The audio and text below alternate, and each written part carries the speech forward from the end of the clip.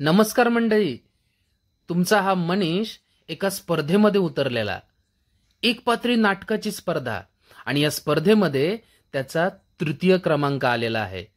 हे एक सामाजिक संदेश देणारं नाटक आहे. तुम्हाला जर आवडलं तर नक्कीच ते नाटक पुढे तुम्ही पाठवा, कारण हा सामाजिक विषय आहे. धन्यवाद. पाटील राहुलचेच पालक का? हो सर. मला काही समजत नाही सर, एवढ्या वर्षांमध्ये मला कधी शाळेमध्ये यायची आवश्यकता लागली नाही. माझी पत्नीच अनेक वेळा या मीटिंग मध्ये ओपन हाऊस मध्ये येते. काय झालं काय एवढं सर?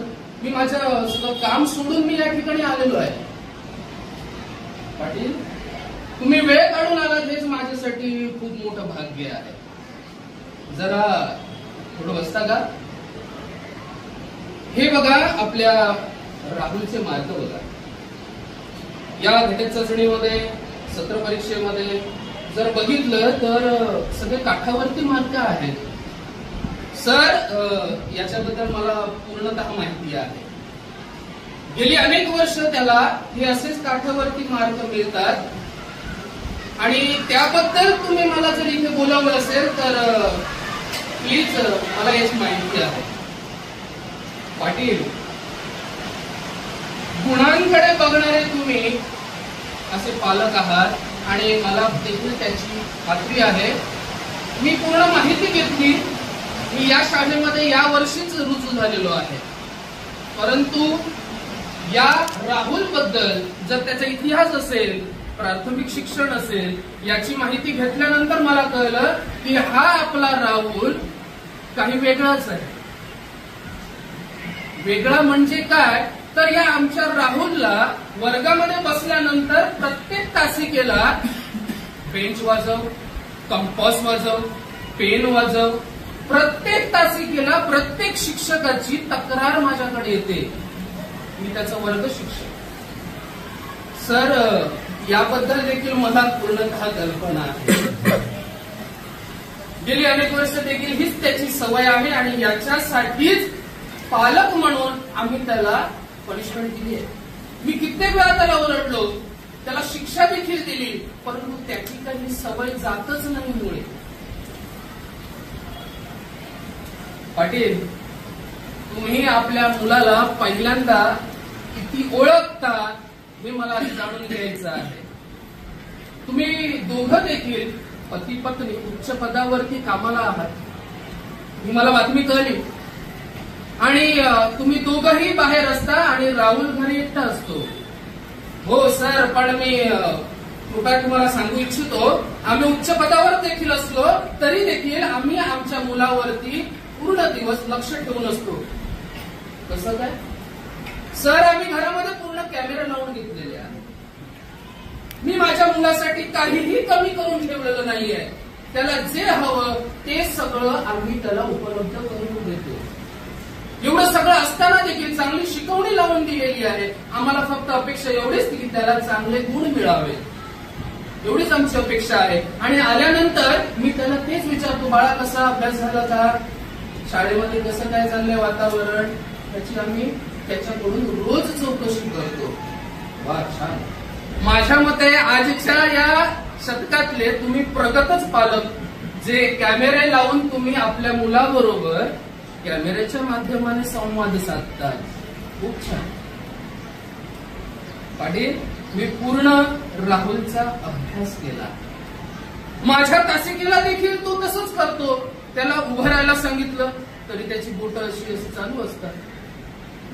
अहो, त्या दिवशी एक अशीच घटना घडली. आठवडा झाला असेल, मराठीचा विषय शिकवताना एक धडा होता जो संस्कृतीशी होता. महाराष्ट्राची संस्कृती, विविध राज्यांची संस्कृती आणि त्याच्यामध्ये विविध वाद्यांची नावं होती. मी मुलांना माहिती देत होतो, तबला कसं वाजवायचं असतं काय. म्हणजेच मी काय करत होतो तर पुस्तकी माहिती मुलांना देत होतो.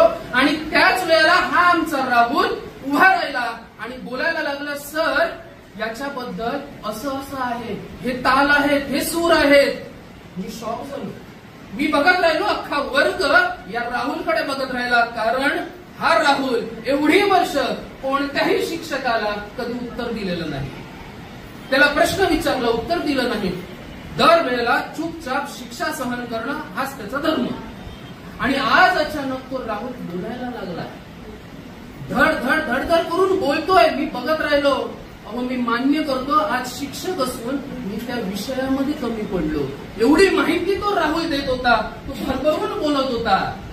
आणि त्या क्षणाला मी ओळखलं, हा तुमचा जो राहुल आहे हा वाद्यांचा भुकेलेला आहे. त्याची जी ही बोटं आहे ही वाद्यांची भुकेलेली आहे. त्याला वादन पाहिजे. त्याच्या आतमध्ये ही कला आहे. ती कला आपल्याला बाहेर काढायची होती. सर थांबा, ही गोष्ट काही त्याचं पोट भरणार आहे का? अहो, यासाठी मी त्याला मारलंय देखील. अहो, या आजच्या युगामध्ये किती मार्कांची गरज आहे आणि तुम्ही म्हणताय वाद्य. पाटील, एक गोष्ट नमूद करतो, आजच्या काळामध्ये पालक आणि विद्यार्थी, आपलं मूल यांचं नातं खरंच आवश्यक आहे. तुम्ही त्याच्याशी संवाद साधला का कधी?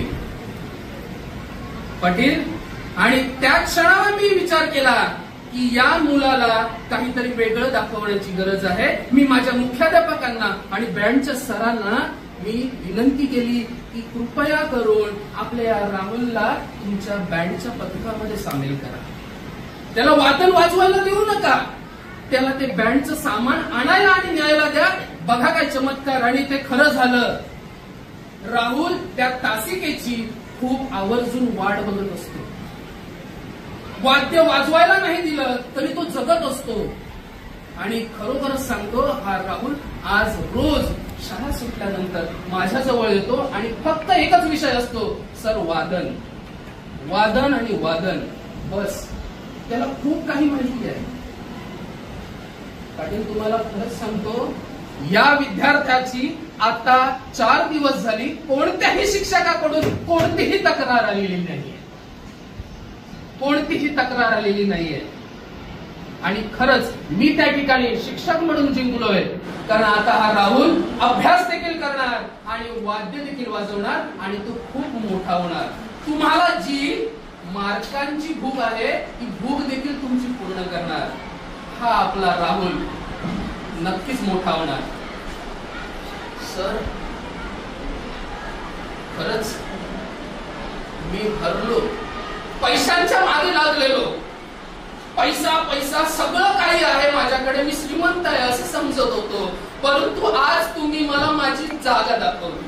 सर, मी वडील आहे, परंतु एका शिक्षकातला वडील मी आज बघितला. सर, खरंच धन्यवाद. माझे तुम्ही डोळे उघडले. तुम्ही जो मार्ग द्याल तो मी अंगीकारेन आणि या राहुलला मी तसंच जगवेन. सर, तुमचे उपकार झाले.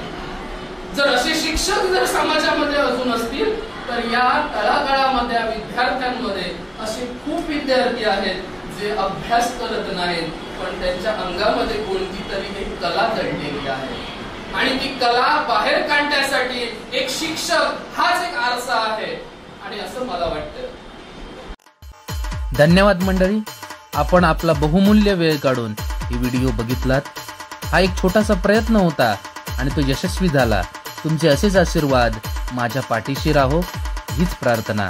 मनपूर्वक धन्यवाद, धन्यवाद, धन्यवाद.